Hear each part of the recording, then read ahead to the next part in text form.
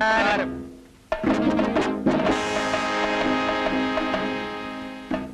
എന്താ പിരിവുകാരാണോ?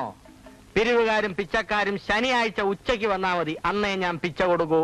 ഇതുവരെ പിച്ച എടുക്കാൻ തുടങ്ങിയിട്ടില്ല. പക്ഷെ മുതലാളി കനിഞ്ഞില്ലെങ്കിൽ അധികം താമസിയാതെ അതും തുടങ്ങേണ്ടി വരും. 1, 2, 3 ടോട്ടൽ 3 ഫാമിലീസ്. ഈ 3 ഫാമിലീസും ഇന്ന് കണ്ണീരിലാണ്ടിരിക്കുകയാണ് മുതലാളി. ആഹാ, അതിനും മാത്രം കണ്ണീരെവിടുന്ന് കിട്ടി? ആണ്ടുപോകാൻ മാത്രം.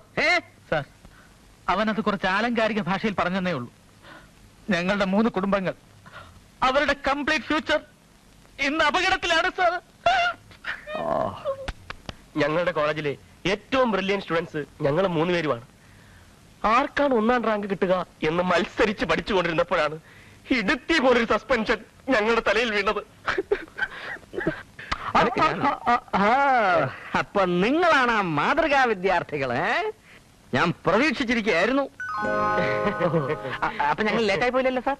കുറച്ച് ലേറ്റായി പോയി. അന്നെങ്ങാനും നിങ്ങൾ എന്റെ കയ്യിൽ കിട്ടിയിരുന്നെങ്കിൽ ഇരവിപ്പിള്ളയുടെ കൈയുടെ വെയിറ്റ് നിങ്ങൾ അറിഞ്ഞേനെ. ഞങ്ങളുടെ ഫേറ്റർ ആണെങ്കിൽ നല്ല വെയിറ്റ് ഉള്ള 4-5 ഹിറ്റ്സ് എന്നുള്ളൂ സാർ. പക്ഷെ ദേവിയത് ഞങ്ങളെ ഹേറ്റ് ചെയ്യരുത്.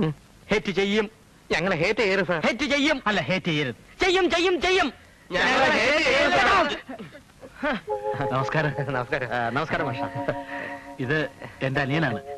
ഹലോ. നിങ്ങൾ ഇപ്പൊ വന്നത് ഏവന്മാരുടെ ഭാഗ്യം. ഞാൻ എന്നെ തന്നെ മറന്നു നിൽക്കുകയായിരുന്നു. മാഷത്തോട്ട് ഇരിക്കാം.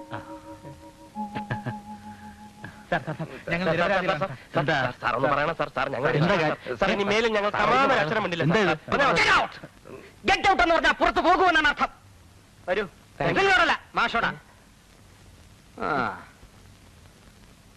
കഞ്ഞി കളവന്ന് വരൂ. ഈ തെണ്ടിയുടെ കാല് പിടിക്കേണ്ടി വന്നല്ലോ ദൈവമേ. പോട്ടടെ, കാര്യം കാണാൻ. രവിക്കാലം പിടിക്കണമെന്നാണല്ലോ പ്രമാണം.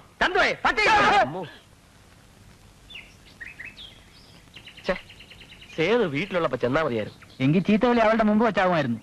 ആ പെരട്ട കിളവന്റെ മുമ്പിൽ വെച്ച് ആ പെണ്ണിനോട് ചോദിക്കാമായിരുന്നല്ലോ. ഒന്ന് ഭീഷണിപ്പെടുത്തി നോക്കാമായിരുന്നു. ഓഹോ, അത് ശരി. സസ്പെൻഷൻ മാറ്റി ഡിസ്മിസൽ ആക്കണമായിരിക്കും. ദേ വരണുണ്ട്. ചവിട്ടി കുറിച്ച് വരുന്നുണ്ട്. അങ്ങേരുടെ ചായ തന്നെ, ഇരവിച്ചായ. പക്ഷെ നിന്നെ ഞങ്ങൾക്ക് പ്രേമിക്കുകയും മറ്റും വേണ്ട. എത്രയും വേഗം സസ്പെൻഷൻ പിൻവലിപ്പിച്ചില്ലെങ്കിൽ പിന്നെ ഞങ്ങൾ രണ്ടും കൽപ്പിച്ച് ഒറ്റ ഇറക്കം ഇറങ്ങും. എന്തിനാ വെച്ചാൽ ഞങ്ങൾ ഇങ്ങനെ പെടാ പാടുപെടുന്നു? അച്ഛൻ എന്ത് പറഞ്ഞു? ലെറ്റ് ഔട്ട് പറഞ്ഞു. ആദ്യം കാണുമ്പോഴുള്ളൊരു ദേഷ്യമുള്ളൂ. ഒരിക്കൽ കൂടി കണ്ട കാര്യം ശരിയാവുമെന്നാ തോന്നുന്നത്. ഞാൻ അച്ഛനോട് ഒന്നുകൂടെ പറഞ്ഞു നോക്കാം. അതാ നല്ലത്. അല്ലെ സേതുവിനും അതൊരു ബുദ്ധിമുട്ടായിരിക്കും. പറഞ്ഞില്ലെന്ന് വേണ്ട. അമ്മേ, അമ്മേ, ഇത്തിരി കാപ്പി താമേ. എന്താമ്മേ, കാപ്പി റെഡിയായില്ലേ? പൂവ് ആ ഫ്ലാസ്കിലിരിപ്പുണ്ട്.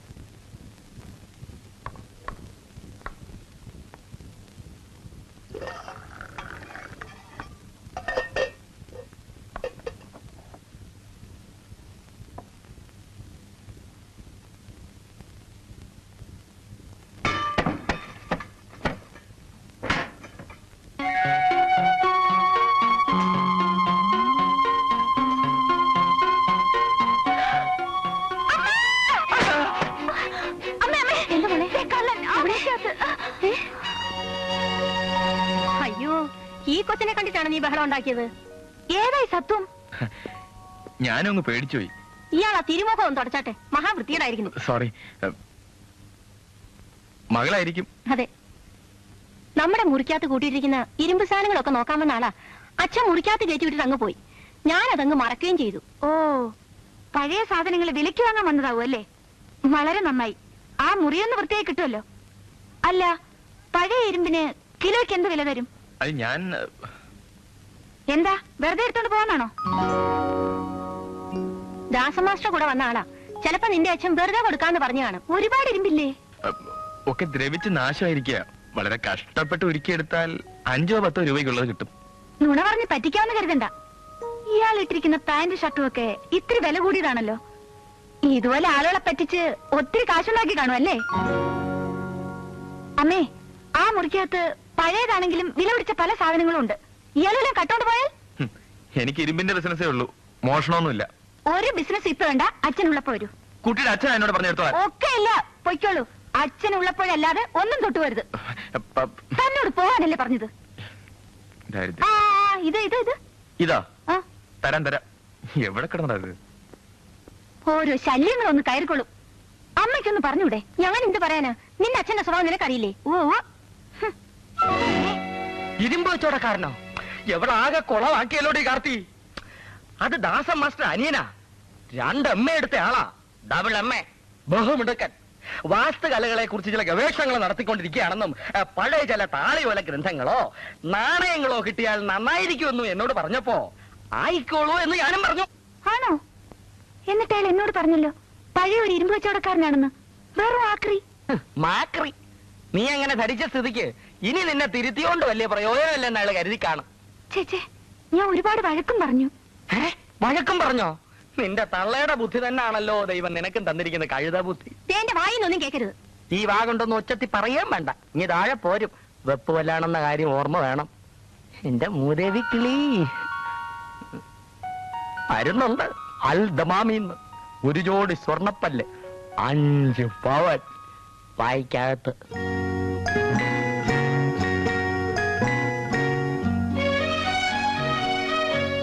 വിൽക്കാനുണ്ടോ? പഴയ ഇരുമ്പ് സാധനങ്ങൾ വിൽക്കാനുണ്ടോ? വെറുതെ വേണ്ട, നല്ല വില തരാം. പഴയ ഇരുമ്പ് സാധനങ്ങൾ വിൽക്കാനുണ്ടോ? ഒരു പഴയ മൺവെട്ടി ഉണ്ട്, വേണോ? ഇതാരാ? മനസ്സിലായില്ലേ? എന്താ ഉണ്ടെന്ന് പറഞ്ഞ്? മമ്മൂട്ടിയോ? അല്ല, മൺവെട്ടിയോ? പക്ഷെ തൂക്കി നോക്കാതെ എടുക്കാൻ പറ്റില്ല. കാണിച്ചത് വലിയ തമാശയായിപ്പോയെന്നൊന്നും വിചാരിക്കണ്ട. കണ്ട തനി ഇരുമ്പ് കച്ചവടക്കാരനെ പോലെ തന്നെയുണ്ട്. ആ, കറക്റ്റ് കറക്റ്റ്. ഇപ്പോഴത്തെ ഇരുമ്പ് കച്ചവടക്കാരൊക്കെ സാമാന്യം യോഗ്യന്മാരാണ്. ദേ സാറേ, സാറ് വലിയ ആളാണെന്നും ഗവേഷകനാണെന്നും കേട്ടിട്ടുണ്ട്. പക്ഷേ താങ്കളുടെ ഇരുമ്പ് കോമഡി തീരെ ഏറ്റില്ല കേട്ടോ. Okay, leave it. തൽക്കാലം നമുക്ക് സീരിയസ് ആവാം. ഹ്യൂമർ ആസ്വദിക്കാൻ കഴിവില്ലാത്ത കുട്ടിയുടെ പേരെന്താ? യഥാർത്ഥ ഹ്യൂമർ ആസ്വദിക്കാൻ നല്ല കഴിവുള്ള എന്റെ പേര് സേതുഭായി എന്നാകുന്നു. കൊള്ളാം, നല്ല പേര്. ലേശൻ രസികത്വം ഇല്ലാത്തവരോട് എനിക്ക് വലിയ മതിപ്പൊന്നുമില്ലെങ്കിലും സാമാന്യ മര്യാദയുടെ പേരിൽ എന്റെ പേര് പറയാം. ഗോപൻ. മുഖസ്തുതി പറയാണെന്ന് വിചാരിക്കരുത് കേട്ടോ. ഗോപൻ ഒരു മഹാവൃത്തിയായിട്ട പേരാണ്. എന്തിനാ ചിരിച്ചത്? അതിന്റെ അർത്ഥം എനിക്ക് ഹ്യൂമർ സെൻസ് ഉണ്ടെന്നല്ലേ? സേതുഭായ്, കൊള്ളാം. കുറെ നേരമായല്ലോ ഗോവ മുറിക്കാതെ കയറിയിട്ട്. തലയ്ക്ക് നല്ല സുഖമില്ലാത്ത ആളാണെന്ന് തോന്നുന്നു. അല്ലാതെ താളിയോലയിലും നാണയത്തിലും ഒക്കെ എന്തോന്നിരിക്കുന്നു പഠിക്കാൻ. അറിയാത്ത കാര്യങ്ങളെ പറ്റി അഭിപ്രായം പറയാൻ അമ്മയ്ക്ക് പണ്ടേ നല്ല മിടുക്കാം. വലിയ പഠിത്തക്കാരി വന്നിരിക്കുന്നു. നീ അവനെ ഇങ്ങോട്ട് വിളിച്ചേ. വന്നി ചായ കുടിച്ചോണ്ട് പോയിട്ട് തപ്പാൻ പറ.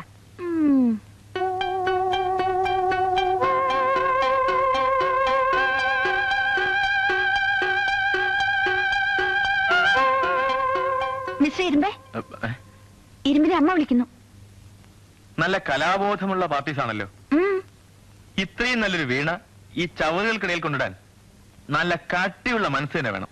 മോള് വലിയ കലാകാരിയാണെന്ന് നാട്ടുകാരെ ബോധ്യപ്പെടുത്താൻ വേണ്ടി എന്നെ വീണ വായിക്കാൻ പഠിപ്പിച്ചു. പിന്നീട് അതൊരു വലിയ കുരിശായി. ആര് വീട്ടിൽ കയറി വന്നാലും ഉടനെ ഞാൻ വീണ വായിക്കണം. കമ്പി പൊട്ടിപ്പോയെന്നും പറഞ്ഞ് ഞാനത് ഒളിച്ചു വെച്ചതാണ്.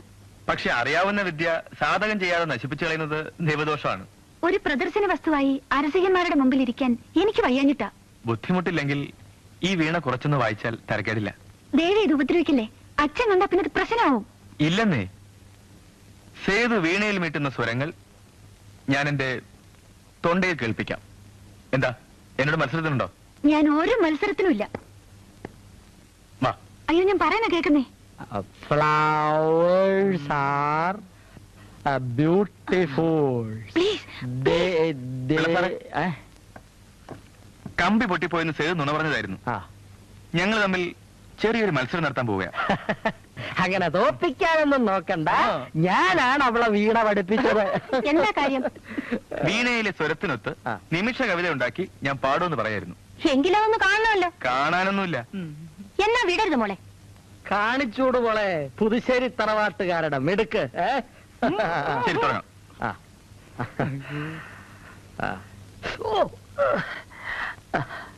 ഒന്ന് പറയും.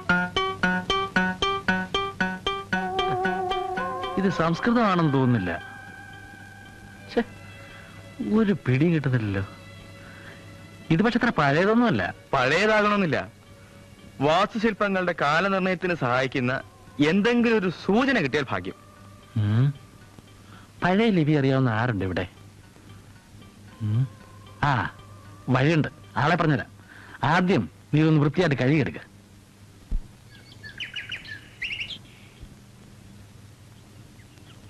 ആരാ മനസ്സിലായില്ലല്ലോ. ദാസേട്ടൻ പറഞ്ഞു ഗുരുക്കളൊരു സംസ്കൃത പണ്ഡിതനാണെന്ന്. ആ ദാസേട്ടൻ അതാര്? സരസ്വതി വിലാസം ചായക്കടയുടെ അല്ല, UP സ്കൂളിലെ മാഷ. ദാസേട്ടന്റെ ഏട്ടനാ. ഇരവിരാമപിള്ളയുടെ പഴയ വീട്ടിൽ ഇപ്പൊ താമസിക്കുന്ന. ഓ, നമ്മളെ ദാസൻ മാസ്റ്റർ ആ. അനുജനാണോ? അപ്പൊ ഇങ്ങോട്ട് കയറിയട്ടെ, ഇങ്ങോട്ട് കയറിയട്ടെ. ഇവിടെ വരിക. അല്ല, ഇവിടെ അങ്ങോട്ട് കയറുക. ഇവിടെ വരിക, ഇവിടെ വരിക. വേഗം പോയി ചിക്കിലേക്ക് വരിക. ഒട്ടും താമസിക്കില്ല, ഞാൻ ഇവിടെ തന്നെ ഉണ്ടാവും. വേഗം വരിക. എനിക്കിരിക്കുക. നല്ല അനുസരണോ. എന്താ സംസ്കൃതം പഠിക്കണമെന്ന് ഉദ്ദേശമുണ്ടോ? അല്ലല്ല, എനിക്ക് ഒരു ചെമ്പ് തകട് കിട്ടിയിട്ടുണ്ട്. ഓ, അതിൽ സംസ്കൃതത്തിൽ എന്തൊക്കെ എഴുതിയിട്ടുണ്ട്. ഓ, പുതുശ്ശേരി തറവാടിന്റെ കാലനിർണയത്തിന് സഹായിക്കുന്ന വല്ല തെളിവുകളും കിട്ടുമെന്ന് അറിയാനാണ്. ഓ.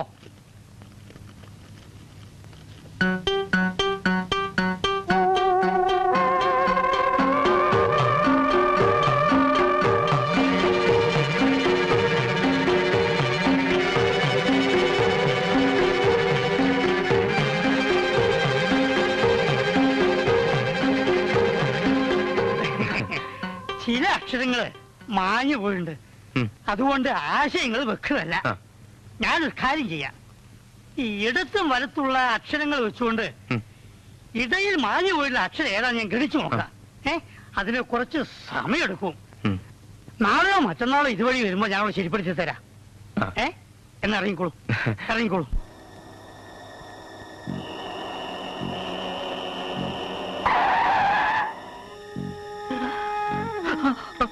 അയ്യോ, എന്റെ അമ്മ! അയ്യോ!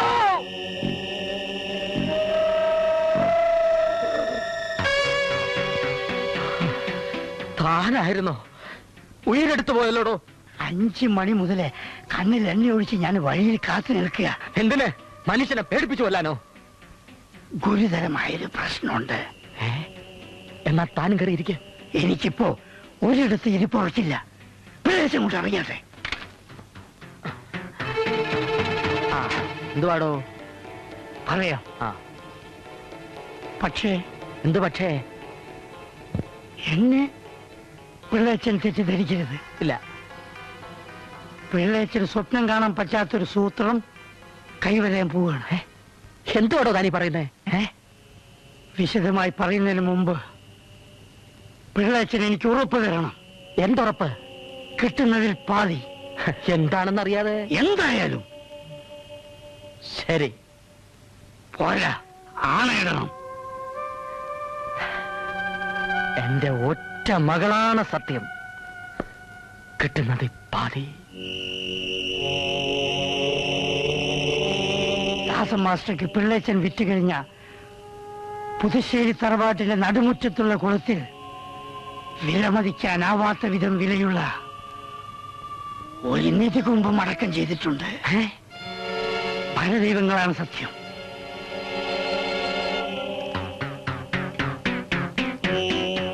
ജലാന്തർഭാഗെ വെള്ളത്തിനടിയിൽ മധ്യേ കമലതളം, താമര അടയാളം. മുക്കോ ത്രയങ്കുലം കുഴിച്ചു ചെന്നാൽ സൂര്യപ്രഭോ നിധികുംഭ.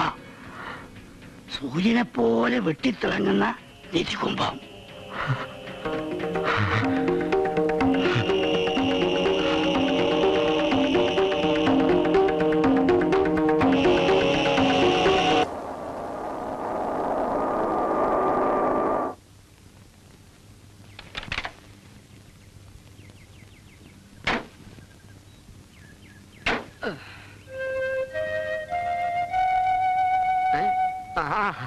നമസ്കാരം. നമസ്കാരം. അല്ല, ആരൊക്കെയാ ഇത്? മേലേക്ക് വന്നാട്ടെ. പാടോ. ഇതുവരെ ഇങ്ങോട്ടൊന്ന് വരാൻ പറ്റിയില്ല മാഷെ. ഇടയ്ക്കൊക്കെ ഇങ്ങോട്ട് വന്ന് നിങ്ങളുടെ ക്ഷേമം അന്വേഷിക്കേണ്ടത് എന്റെ കടമയല്ലേ? അതെ അതെ, ഞങ്ങളുടെ കടമയല്ലേ. ഈശ്വര, എങ്ങനെ കിടന്നിരുന്ന വീടാ? അതെ, മുഴുവൻ മാറാല പിടിച്ചു. ശരിയാ. അടിച്ചു വാരാൻ ആരായിരിക്കുന്നേ? അതും ശരിയാ. കൊള്ളാം. ഇങ്ങോട്ടിരിക്കാം. വടി പിടിയിടോ. ഇരിക്കാം. ഇരി ചന്തുവേ. ആട്ടെ മാഷേ, ഇതുവരെ ഈ വീട്ടിൽ എന്തെങ്കിലും പ്രത്യേക അനുഭവങ്ങൾ ഉണ്ടായിട്ടുണ്ടോ? ഈ പ്രേതോപദ്രവമോ മറ്റോ? അല്ല, അറിയണമല്ലോ. പ്രേതം ഉണ്ടെന്ന് ഞാൻ വിശ്വസിക്കുന്നില്ല. അഥവാ ഉണ്ടെങ്കിൽ തന്നെ എന്റെ അടുത്ത് വരികയില്ല. അതാ ഞാൻ പറഞ്ഞത്. അല്ല, അടുത്ത മാസം മുതൽ ഞാൻ രൂപ കുറേശ്ശെ തന്നു തുടങ്ങാം. അയ്യോ, ഞാൻ മാഷോട് കാശ് ചോദിക്കാൻ വന്നിരിക്കുകയാണെന്നാണോ കരുതിയത്? അല്ല, എന്തായാലും തരാൻ ഞാൻ ബാധ്യസ്ഥനാണല്ലോ. മാഷേ, ഒന്ന് നിങ്ങൾ മനസ്സിലാക്കണം. ആദ്യം മുതൽ ഞാൻ മാഷോട് പറഞ്ഞിട്ടുള്ളതാ, കാശല്ല വലുത്, മനുഷ്യര് തമ്മിലുള്ള സ്നേഹമാ. മാഷേ, മുന്നിലിരുത്തി പുകഴ്ത്താണെന്ന് കരുതരുത്. ഇത്രയും നല്ല മനസ്സുള്ളൊരു മനുഷ്യനെ ഓ ഈ പുറത്ത് കാണുന്ന തിളക്കൊക്കെ അകത്തുണ്ടെന്ന് കൂട്ടിക്കോളൂ. ഈ വീട് മാഷുക്ക് കൈമാറ്റം നടത്തിയ ദിവസം രാത്രി ഈ പാവം മനുഷ്യൻ ഒരുപോലെ കണ്ണടച്ചിട്ടില്ല മാഷേ. കുട്ടികളെപ്പോലെ ഇരുന്ന് കരയായിരുന്നു. അത്രമാത്രം ആത്മബന്ധമുള്ളൊരു വീടാണേ. ശരിയാണ്. പണിക്കര് പറഞ്ഞല്ലോ, വീട് കൈമാറ്റം ചെയ്ത ദിവസം രാത്രി ഞാൻ കരയുകയായിരുന്നെന്ന്.